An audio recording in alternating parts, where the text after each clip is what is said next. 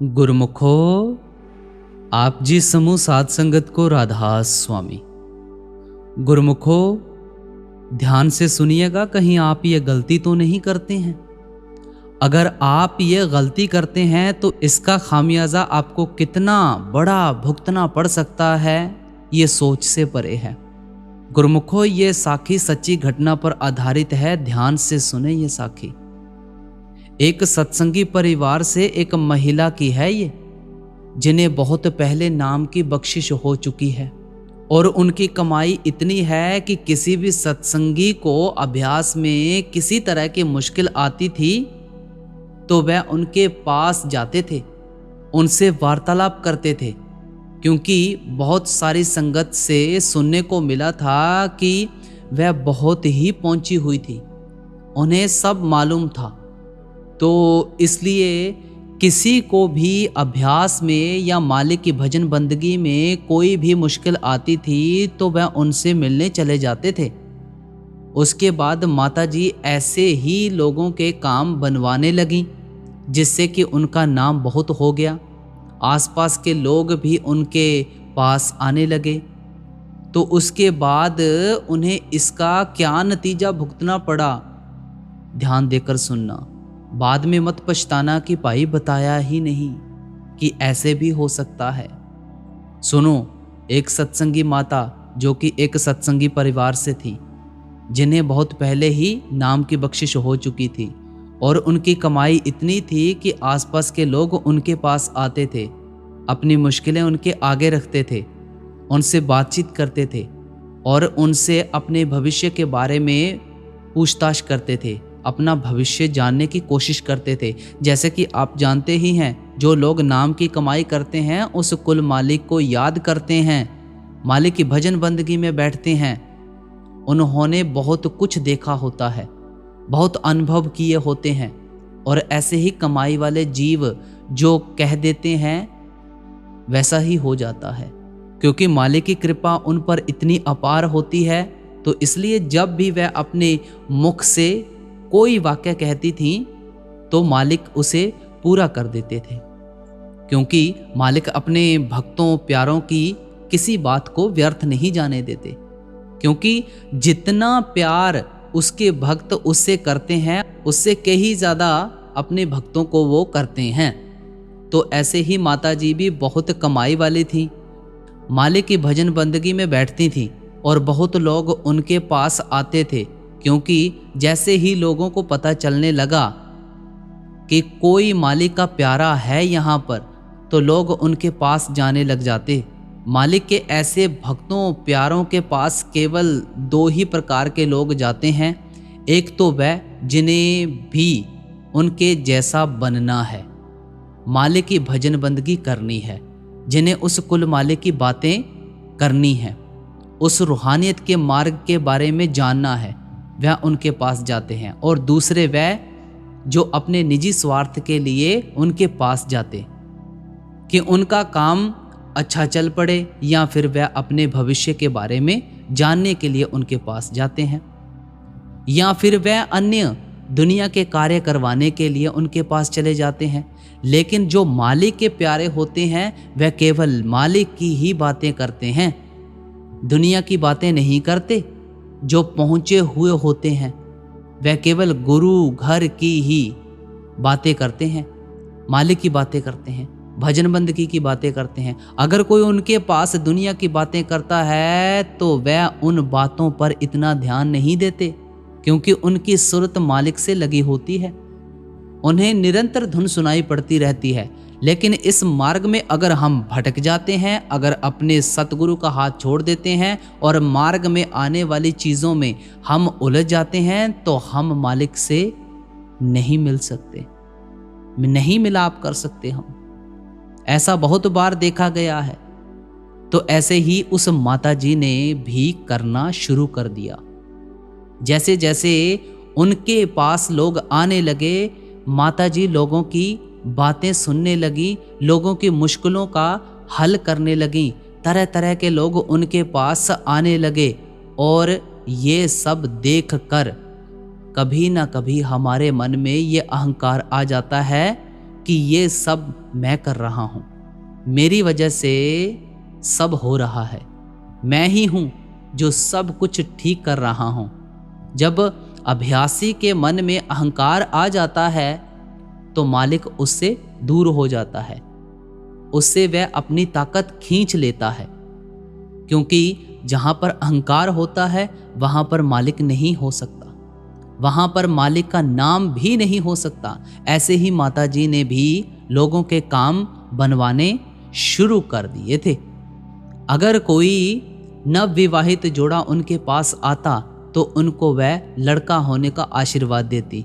जैसे जैसे लोगों की मनोकामनाएं होती हैं वैसे वैसे उन्होंने करना शुरू कर दिया और उनके मन में अहंकार भी होने लगा। साध संगत जी, आप तो जानते ही हैं कि जब भी ऐसी बातें होने लगती हैं तो मालिक उनसे दूर हो जाता है, वह अपनी कृपा का हाथ ऐसे जीवों से उठा लेता है। इसलिए तो फरमाया जाता है कि भाई हजम करना सीखो। हजम नहीं करते ना, बस हाजमा कमजोर है हमारा। अगर ऐसे ही बांटते गए तो खाली हाथ रह जाओगे। हमें तो और आगे जाना है, हमें भटकना नहीं है। तो माता जी ऐसे ही भटक गईं क्योंकि लोग उनके पास आने लगे थे।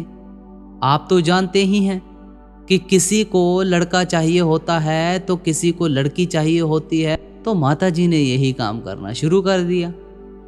और जब वह ऐसा करती गई तो उन्हें इसका नतीजा भी भुगतना पड़ा। क्योंकि साध संगत जी, अगर हम मालिक के भाणे में नहीं रहते, मालिक के हुक्म में नहीं रहते, तो हमें उसका हिसाब भी देना पड़ता है, हमें उसका दंड जरूर भोगना पड़ेगा। क्योंकि हम मालिक के हुक्म में नहीं हैं, मालिक के भाणे में नहीं हैं, हम अपनी मन मर्जी से सब कुछ कर रहे हैं और हमारे मन में अहंकार है कि मैं कर रहा हूँ।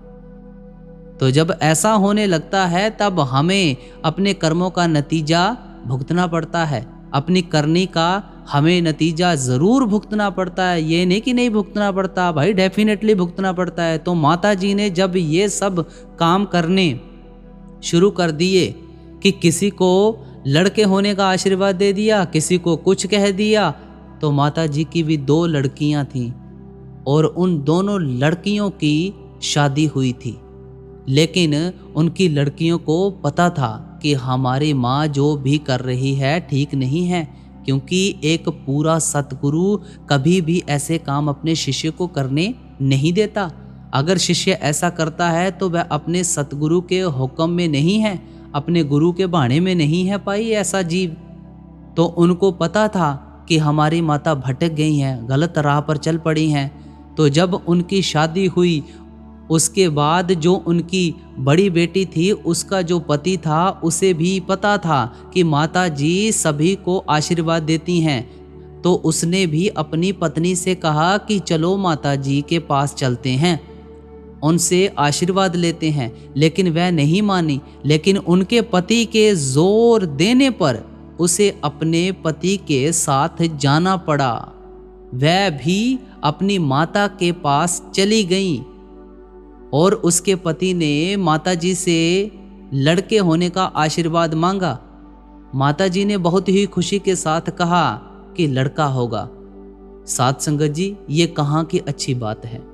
साध संगत जी, जब उन्होंने ऐसा कहा, लड़की को तो पता था कि मेरी माँ ठीक नहीं कर रही, क्योंकि ये मालिक के भाणे से बाहर है। तो जब उसकी माता ने उससे लड़के होने का आशीर्वाद दिया, उसके कुछ महीनों के बाद लड़की के गर्भ से बच्चे ने जन्म लिया। ये बच्चा लड़का ही था, लेकिन उसके शरीर के अंग खराब थे, उसके पूरे अंग अच्छे से विकसित नहीं हुए थे। डॉक्टरों ने तो यहाँ तक बोल दिया था कि ये बच्चा ज़्यादा देर नहीं रह सकता।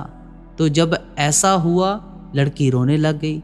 लड़की को पता चल गया था कि ये मेरे साथ ऐसा क्यों हुआ है।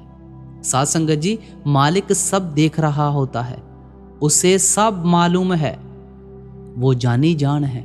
वह पहले तो जीव द्वारा किए गए कार्यों को देखता रहता है और जब दंड देने की बारी आती है तब जीव को दंड देता है और सही समय आने पर देता है। जैसे कि माता जी ने लोगों को लड़के होने का आशीर्वाद तो दिया, लेकिन माता जी की अपनी ही लड़की के साथ ऐसा हुआ, ये देखकर माता जी भी रोने लग पड़ी कि ये ऐसा कैसे हो सकता है। मैंने बहुत लोगों के काम किए हैं, लेकिन मेरे अपने ही घर में मेरी बेटी के साथ ऐसा कैसे हो सकता है। तो जब ऐसा हुआ तो माता जी को भी समझ आ गई कि मेरे मन में अहंकार आ गया है, मैं मालिक के हुक्म से बाहर हो गई, मालिक के भाने से बाहर रहने लगी हूँ, भटक गई थी, इसलिए मालिक ने मुझे दंड दिया है। तो साध संगत जी, उस दिन के बाद माता जी ने लोगों से मिलना बंद कर दिया और मालिक के भाने में रहकर मालिक की भजन बंदगी शुरू कर दी। तो साध संगत जी, इसीलिए तो फरमाया जाता है ना कि इस मार्ग पर हमें बहुत कुछ अनुभव करने को मिलता है, बहुत कुछ देखने को भी मिलता है, लेकिन हमें अपने सतगुरु का हाथ पकड़कर सीधे पार ब्रह्मा जाना है और ऐसी वैसी बातों में नहीं पड़ना है। साध संगत जी, इस साखी से हमें क्या प्रेरणा मिली कि अगर मालिक हम पर कृपा करता है तो हमें उसे हजम करना सीखना चाहिए, ना कि उसे लोगों में बांटना शुरू कर देना चाहिए। जैसे कि फरमाया जाता है कि इस मार्ग पर चलना है तो हजम करना सीखो, नहीं तो आगे नहीं बढ़ पाओगे। तो साध संगत जी, ऐसे ही हमें भी उस कुल मालिक की भजन बंदगी करनी है, नाम की कमाई करनी है और हजम करना है। हजम नहीं करेंगे तो सब कुछ गवा के बैठ जाएंगे, क्या फ़ायदा इतनी भजन बंदगी करने का। तो साध संगत जी, आज की साखी यहाँ पर समाप्त हो रही है। बेनती करूँगा चैनल को सब्सक्राइब करके ऑल नोटिफिकेशन बेल ज़रूर दबाइएगा। और ये साखी आपको कैसी लगी कमेंट बॉक्स में ज़रूर बताइएगा, प्यारा सा कमेंट कीजिएगा साथ में राधा स्वामी का।